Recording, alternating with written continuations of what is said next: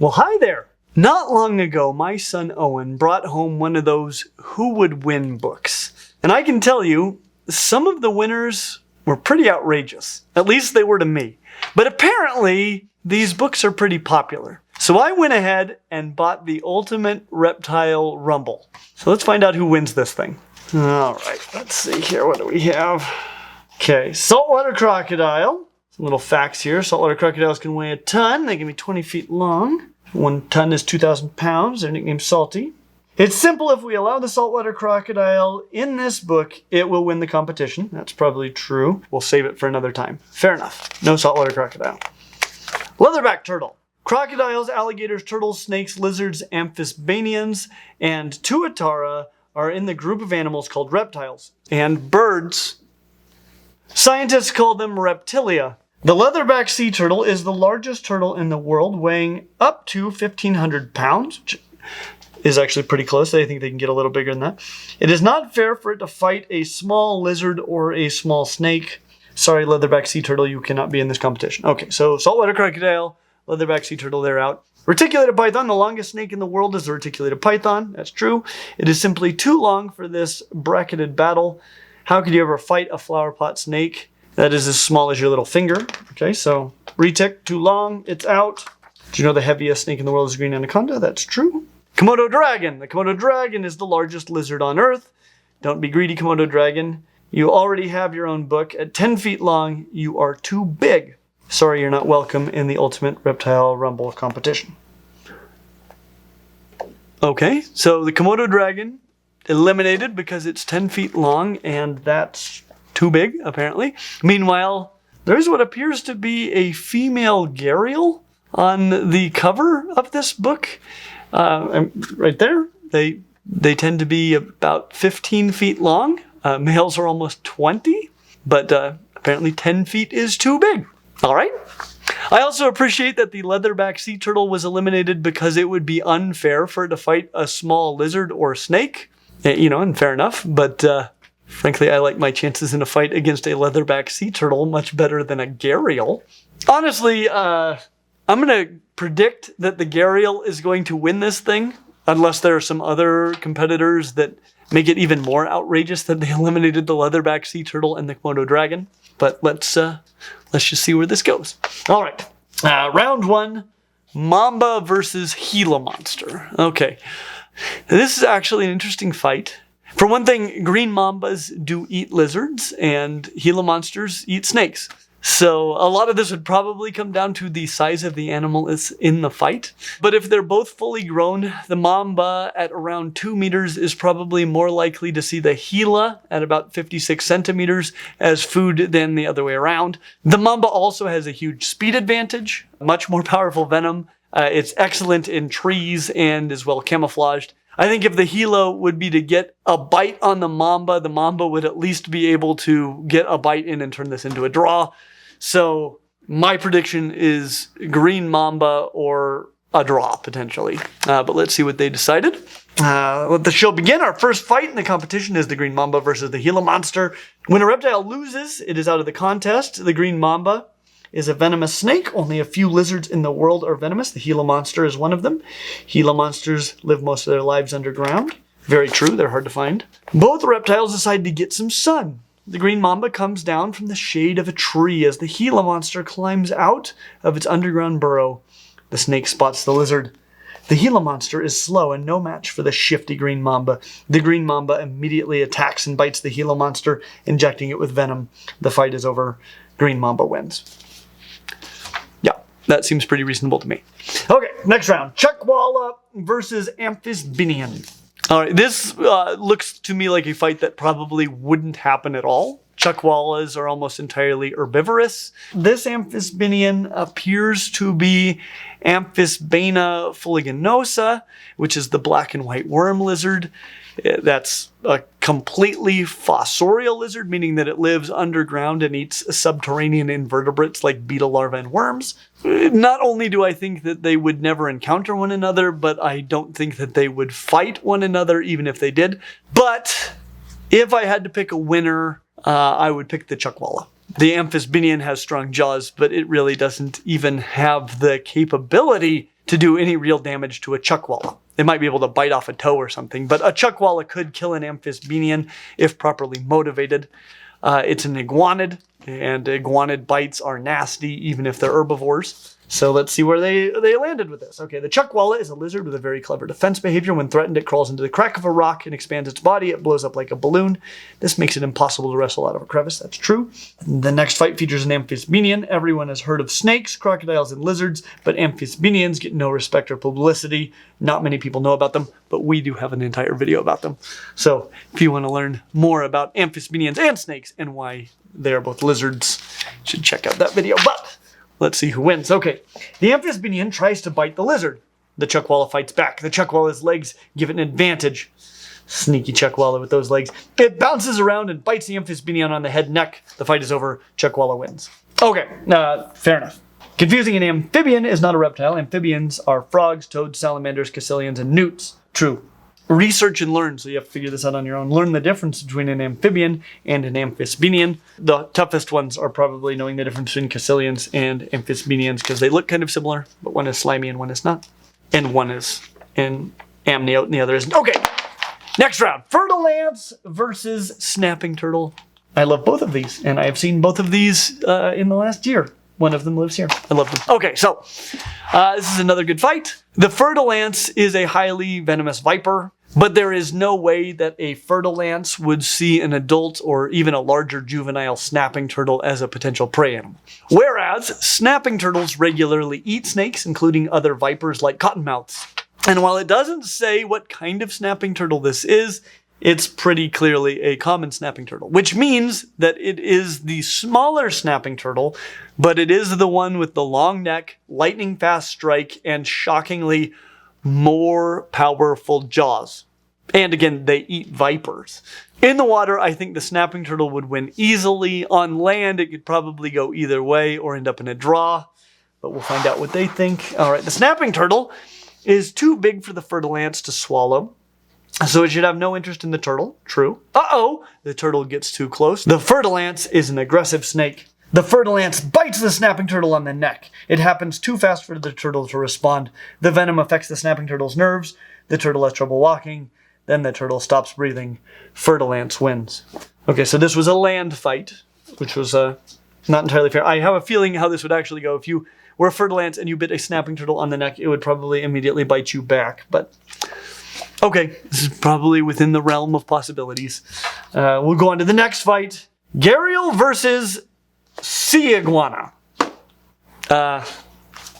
This is not a fair fight. And this one is an adult male Gharial. You can tell by the nasal protuberance at the end of its snout. This is an adult male. Only adult males have this. And it doesn't start developing until they're already quite large. So this is a 15 to 20 foot Gharial, roughly 5 or 6 meters. Male Gharials like this average. This is just on average. They're about 160 kilos or about 350 pounds. The largest on record was 977 kilos. That's 2,154 pounds. So this is the animal that was allowed in this fight while the 10-foot Komodo dragon was kicked out. Also, at the very least, this is like a 160 plus kilo crocodilian, and it's going to fight an iguana that weighs at absolute most about 12 kilos. It's about 26 pounds. Both of them can move on land and in the water. And while Gharial jaws are not that powerful for a crocodilian, they're built for catching fish, they're still crocodilian jaws. And what is this little iguana going to do to hurt an adult male Gharial? What's it going to do? Whip it in the eye? I'd say the only way that the iguana could kill this Gharial is if the Gharial chokes to death while swallowing it. For the record, I like the Gharial's chances against leatherback sea turtle, a Komodo dragon, and possibly a reticulated python as well. Though it would get destroyed by the saltwater crocodile. Again, the Gharial is my pick to win this whole tournament. And if the iguana wins this fight, I'm throwing this book away and we're just going to end this video right here. But let's find out what they have to say. A Gharial is a crocodile-type reptile with a sword-shaped snout. Its mouth is perfect for catching fish. True. When people see an iguana, they think of a dinosaur. Dinosaurs probably looked a lot like iguanas. All right. They have long tails. There are land iguanas and sea iguanas. This sea iguana lives on the Galapagos Islands. This is the first time in my life I've ever heard marine iguanas called sea iguanas, but whatever. Okay, let's see who wins this thing. The Gharial's teeth are much longer than the iguana's teeth. True. The Gharial has a stronger tail. True. They fight. A bite here, a bite there. They wrestle from the land to the water. Chomp, chomp, snap. If you wrote this book, would you say the Gharial has a sword-shaped head, an eye-shaped head, or a scissor-shaped head? Gharial wins. Okay, so apparently chomp, chomp, snap is the sound of the iguana getting killed because it never, I felt like I didn't have any closure there. Okay, but yeah, obviously the Gharial beats the marine iguana. Why is the Gharial allowed in this competition? I don't understand that. If it doesn't win this thing, I'll be shocked. Okay, looks like we have a little break here. Okay, time to take a break. We thought about putting a gecko in the fight bracket, but geckos are too small for this book. Look, geckos are very colorful. They should be in a color pageant, not a fight. Fact, geckos are lizards. True. Wow, there are about 1,500 different species of geckos. We've actually got a video on all of the geckos. I will mention, though, as much as this is teaching us about the diversity of geckos, almost all of these are photoshopped gold dust day geckos. I see two of them, maybe just one of them is a leopard gecko, and all of the others are photoshopped gold dust day geckos. And not even just photoshopped gold dust day geckos. I think they are the same photograph of a gold dust day gecko. So you had 1,500 species of geckos to pick from, and to show the diversity of them, you picked two. Fair enough. Okay. Tuatara! This reptile is too special to be in battle. Fact. Tuatara, don't get hurt. You are a living fossil. This reptile looks like a lizard, but it is from a group of mostly extinct reptiles called Rhynchocephalia. We have a video about them too. You'll have to check it out. Got to go to New Zealand and see them. Dream come true. Okay, but it looks like it's not going to fight. Talks about third eye. Cool stuff. Okay, good information. All right, back to the tournament. And here we have inland taipan versus blue-tongued skink. Okay, one of these is the most venomous snake in the world, and the other one is a blue-tongued skink. Given that the Mamba beat the Gila monster, I can't see any way that the blue tongue could possibly stand any chance against the inland taipan. Though nobody has apparently ever been killed by a wild inland taipan. And we're going to have a whole video about whether or not they make good pets here soon. You know, if you need a reason to subscribe and click the little bell. Okay, the one thing going for the blue tongue is that inland taipans appear to only eat mammals in the wild. And they also have a very non-aggressive disposition. So, you know, this is another likely non-fight. But if they fought, there is little chance that an adult blue-tongued would stand any chance against an adult inland taipan. But we'll see what they have to say. The inland taipan is considered one of the deadliest snakes on Earth. It is also rare. Lives in the desert of Central Australia. Skinks are burrowing lizards. They prefer to be underground. In this book, we are using the blue-tongued skink. They don't like to go. Oh, they don't like to let go after they bite. Fair enough. Don't get bitten by a blue tongue. Or an inland taipan, because one will make you die and the other is a blue tongue. The inland taipan moves across the ground. The skink sneaks up from an underground tunnel and bites the snake. The blue-tongued skink didn't bite a vital spot. The snake turns around and bites and injects venom into the blue-tongued skink. The venom only takes 30 seconds to work. The skink stops moving. Inland taipan wins. Yeah, I think we saw that coming. Next round. Box turtle versus green sea turtle. Why? What could a box turtle do to a green sea turtle? On land, a box turtle stands no chance. In the ocean, the green sea turtle could win just by watching.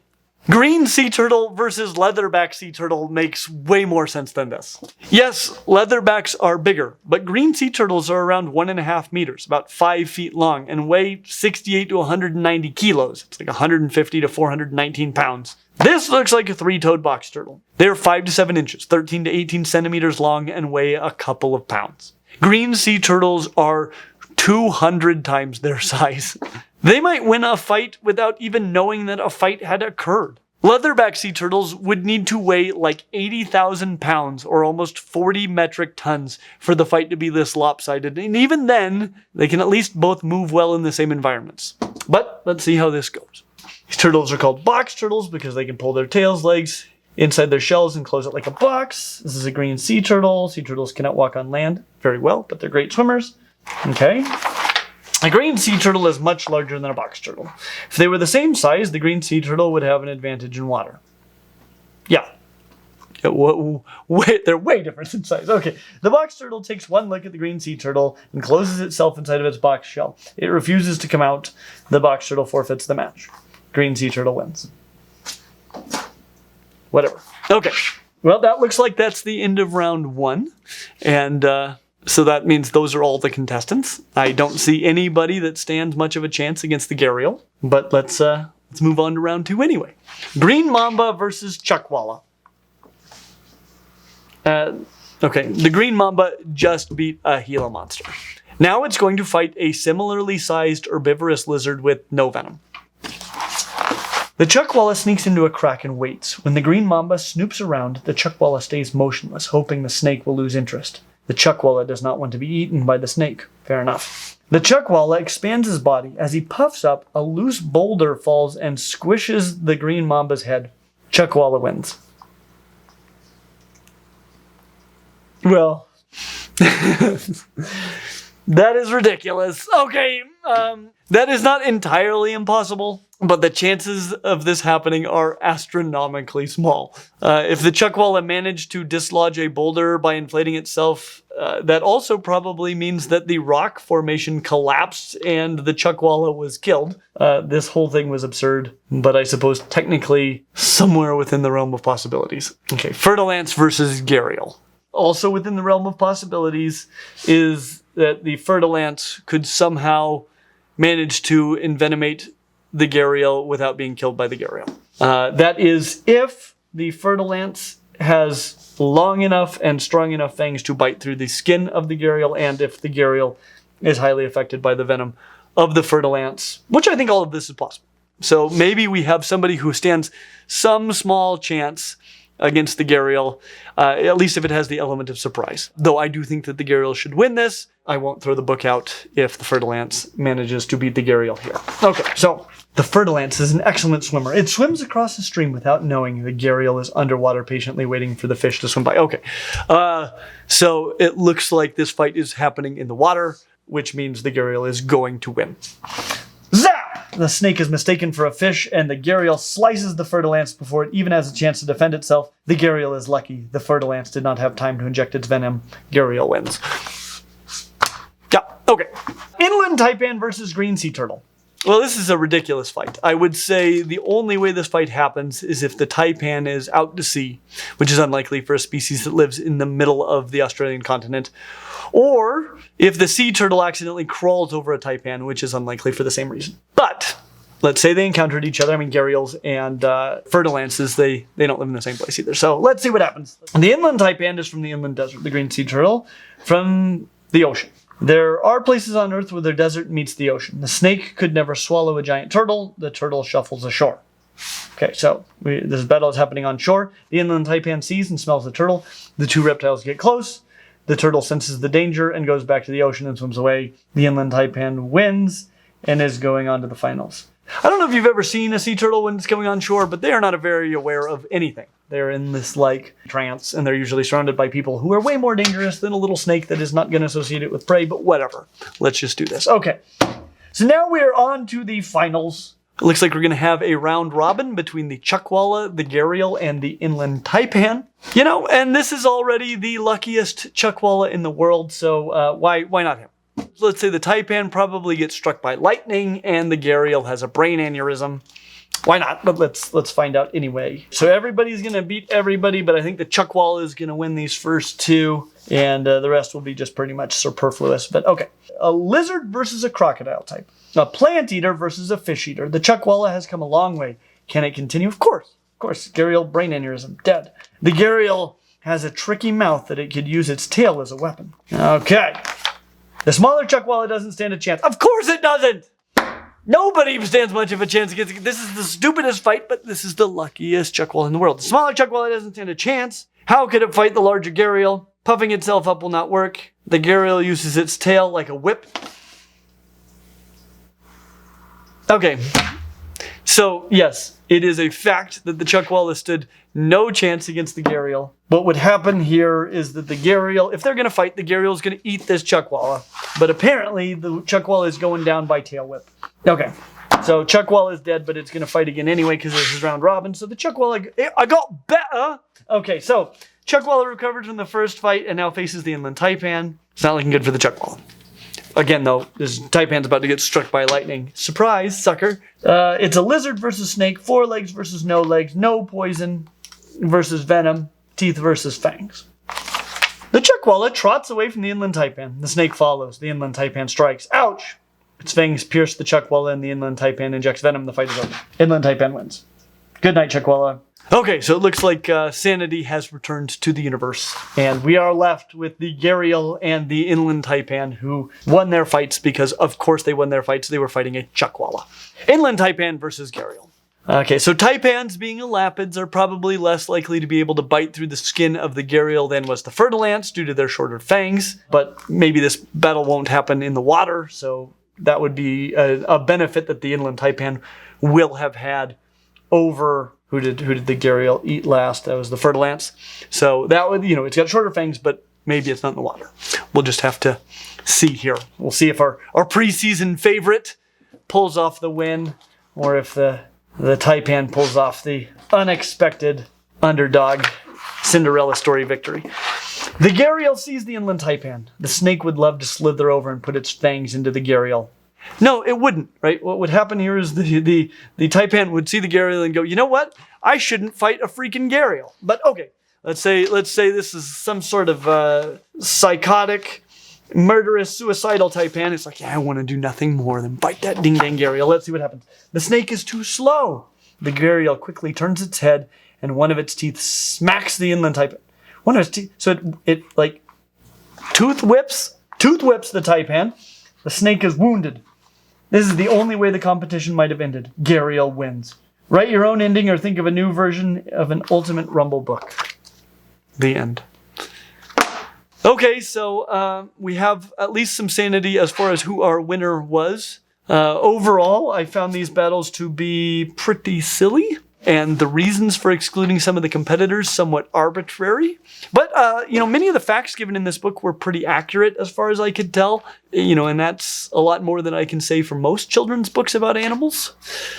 Now, I do have 2 more of these. Should we review them as well? Let me know in the comments. As always, like and subscribe. And we hope to see you real soon. And I'd like to just say thank you to our patrons at Patreon for supplying these books. We'll have links to them down in the description, and if you use them, that actually helps support this channel. And always, we appreciate you that already support us on Patreon, and if that's something that you think you'd like to do, please check it out.